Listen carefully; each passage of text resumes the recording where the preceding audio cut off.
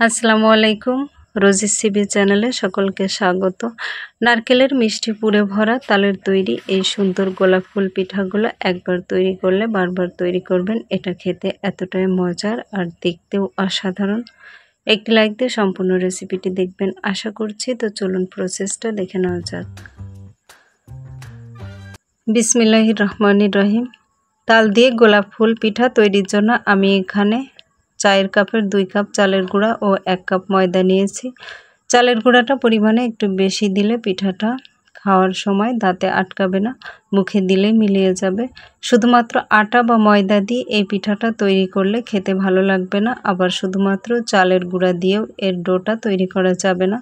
গুঁড়াগুলোকে প্রথমে চেলে নিয়েছি, এবার দিয়ে দিয়েছি স্বাদমতো কিছুটা লবণ, রান্নার তেল 1 চা চামচ। তেলটাকে এই ময়দা ও চালের গুঁড়ার সঙ্গে খুব ভালোভাবে মিশিয়ে নিতে হবে। মিশিয়ে নিয়েছি। এখানে আমি 1 কাপ কাঁচা তালের রস নিয়েছি।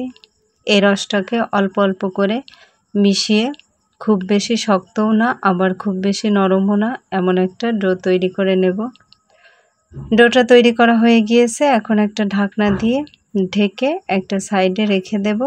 এবার ভেতরের পুরটা তৈরি করে নেব। পুর তৈরির জন্য 1 কাপ কুড়ানো নারকেল নিয়েছি।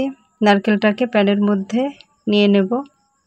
দুধ ব্যবহার করব না, তাই এর মধ্যে দিয়ে দিয়েছি 2 টেবিল চামচ কনডেন্স মিল্ক, 1 চিমটি লবণ, এলাচ গুঁড়া 1/2 চা চামচ, চিনি 3 টেবিল চামচ। আপনারা নিশ্চয়ই খেয়াল করেছেন ডো তৈরির সময় আমি কোনো মিষ্টি ব্যবহার করিনি, তাই পুরটা বেশি মিষ্টি করে তৈরি করতে হবে। নাড়াচাড়া করে পুরটা তৈরি করে নেব।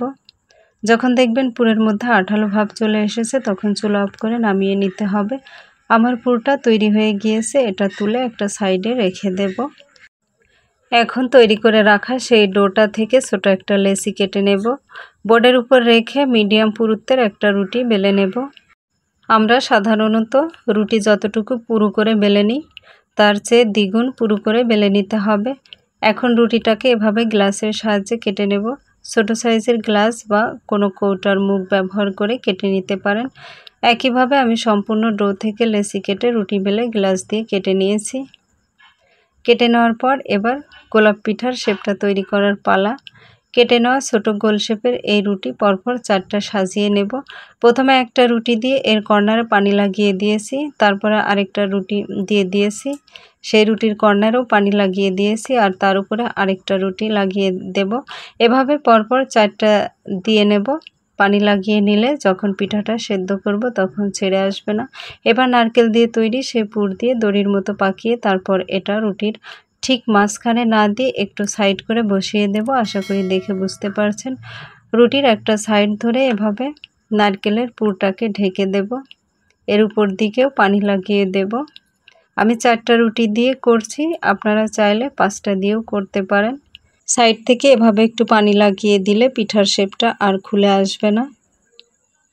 এখন এভাবে একটা সাইড থেকে মুড়িয়ে নিতে হবে। দেখুন তৈরি হয়ে গেল সুন্দর একটি গোলাপ পিঠা।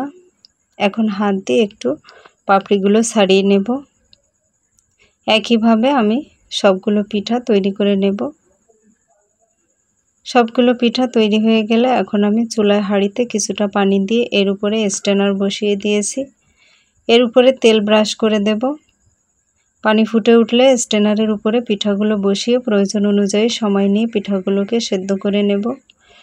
15 মিনিটের মতো আমি পিঠাগুলো সেদ্ধ করে নিয়েছি। এখন ঢাকনাটা তুলে নেব। চুলা অফ করে পিঠাগুলো ঠান্ডা করে নেব। এই পিঠাগুলো খেতে যেমন দেখতেও তেমন অসাধারণ হয়ে থাকে।